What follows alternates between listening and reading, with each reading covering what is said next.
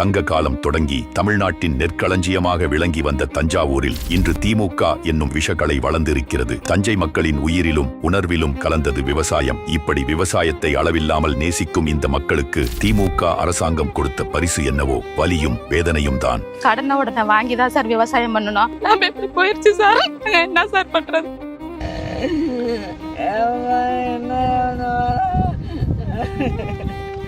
நானும் டெல்டாக்காரன் தான் என்ற முகமூடியை முதல்வர் எத்தனை முறை மாட்டிக்கொண்டாலும் அவரின் செயல்கள் என்றுமே டெல்டாவின் அழிவுக்கே அஸ்திவாரம் இடுகிறது. படுதா இல்ல, உங்களுக்கு தாருப்பாய் இல்ல, சாக்கு இல்ல, எதுவுமே இல்லாம நீங்க டிபிசி வச்சிருந்தீங்கன்னா இந்த ஸ்டேட் கவர்மெண்ட் என்னதான் செய்யுது? மழையால் இந்த முறையும் தஞ்சை மாவட்டத்தின் நெற்பயிர்கள் சேதமடைய போகிறது என்பது முன்கூட்டியே தெரிந்திருந்தும் முதல்வர் கோட்டையின் மதில் மேல் நின்று வேடிக்கை மட்டுமே பார்த்தார். அப்ப ஒட்டுமொத்தமாக இந்த காவிரி படுகை பகுதி புறாமே எங்களோட உழைப்பு வீணா போயிடுச்சு. இனியும் இந்த கையாலாகாத திமுக அரசை நம்பி பிரயோஜனம் இல்லை என்று விவசாயிகள் தாங்களே போராடி நெல் பயிர்களை அறுவடை செய்து கொள்முதல் செய்ய கொண்டு வந்தால் அங்கும் லஞ்சவெறி பிடித்த ஓநாய்கள் விவசாயிகளின் ரத்தத்தை உறிஞ்சுவது போல மூட்டைக்கு 40 ரூபாய் கொடுத்தால் தான் கொள்முதல் செய்வோம் என்கிறார்கள். ஊழல்னா அது பாத்தீங்கன்னா மூட்டைக்கு 40 ரூபாய் அது இதுன்னு வாங்கிட்டு தானே இருக்காங்க. கொண்டு வரும் நெல்களை பாதுகாக்க கூடோன்கள் இல்லை, நெல் மூட்டைகளை மூட தார்பாய் இல்லை. மழை பெஞ்சதால நெல் கொள்முதல் பண்ண முடியல. ஒரு குடோன் கட்டுறதுக்கு ஏதாவது வாய்ப்பு இருக்கா? ஆனால் வேளாண் பட்ஜெட்டில் குடோன்களுக்கு 20 கோடி, தார்பாய்களுக்கு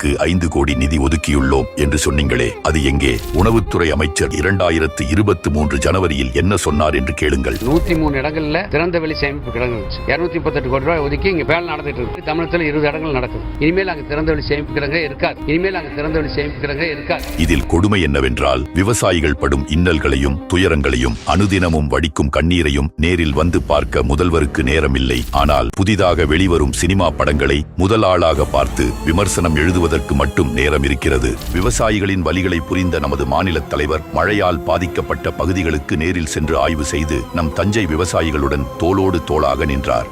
இதுதான் மக்களை நேசிக்கும் தலைவருக்கும் குடும்பத்தை மட்டும் நேசிக்கும் தலைவருக்கும் உள்ள வித்தியாசம். இதே மாவட்டத்தில் இருந்து தேர்ந்தெடுக்கப்பட்டவர்தான் உயர்கல்வித்துறை அமைச்சர். இவர் தஞ்சாவூர் மாவட்டத்தின் உயர்கல்வியை உயர்த்த துரும்பை கூட கிள்ளி போடவில்லை என்பதுதான் உண்மை. தஞ்சை மாவட்டம் கும்பகோணத்தில் அரசு கலைக்கல்லூரியில் மாணவர்களிடம் அவதூறாகவும் சாதிய ரீதியாகவும் பேசிய பேராசிரியரை கண்டித்து மாணவர்கள் போராட்டம் நடத்தியதால் கல்லூரி காலவரையறையின்றி மூடப்பட்டது. தஞ்சை கல்லூரியில் பயிலும் மாணவிக்கு பாலியல் தொல்லை அளிக்கப்பட்டதாக புகார் அளிக்கப்பட்டிருக்கிறது. சுற்றியுள்ள பல பகுதிகளுக்கு தஞ்சாவூர் அரசு மருத்துவமனை தான் எல்லாம். அப்படி இருக்கும் பட்சத்தில் தஞ்சாவூர் மருத்துவமனையை என்ன லட்சணத்தில் இந்த திமுக அரசு வைத்திருக்கிறது என்பதை நீங்களே பாருங்கள். தஞ்சை மருத்துவக் கல்லூரி மருத்துவமனையில் உள்ள உணவகத்தில் வாங்கிய உணவில் பள்ளி இருந்ததால் தஞ்சை அரசு மருத்துவக் கல்லூரி மருத்துவமனை வளாகத்தில் கழிவுநீர் தேங்கி துர்நாற்றம் வீசுவதால் தஞ்சாவூர் மாவட்டம் திருவிடைமருதூர் அரசு மருத்துவமனையில் கடந்த 2 நாட்களாக இரவில் மின்சாரம் இல்லாததால் மருத்துவமனை இருளில் மூழ்கியது. தஞ்சை மாவட்டம் கும்பகோணம் அரசு மருத்துவமனையில் கர்ப்பிணி பெண்களுக்கான ஸ்கேன் பரிசோதனை மையத்தில் போதிய மருத்துவர்கள் இல்லாத காரணத்தால் போராட்டத்தில் ஈடுபட்டு வருகின்றனர். வாக்குறுதிகள் என்ற பெயரில் பல பொய்களை தஞ்சாவூருக்கு அள்ளி எறிந்தது திமுக அரசு. ஒவ்வொரு ஊராட்சியிலும் தானிய களஞ்சியங்கள் அமைக்கப்படும். மாரியம்மன் கோவில் ஏரி பாசன திட்டம், தஞ்சாவூர் கல்லணை சுற்றுப்பகுதியில் நேரோட்ட பாதையை சுத்தம் செய்வது, இதில் ஒன்றை கூட திமுக அரசு நிறைவேற்றவில்லை. ஆனால் திமுகவின் கோரப்பிடியில் சிக்கி தவிக்கும் தெய்வீக பூமியான தஞ்சாவூரை மீட்க தேசிய ஜனநாயக கூட்டணியை ஆதரிப்போம். வரும் தேர்தலில் தீய சக்தி திமுகவை விரட்டி அடிப்போம்.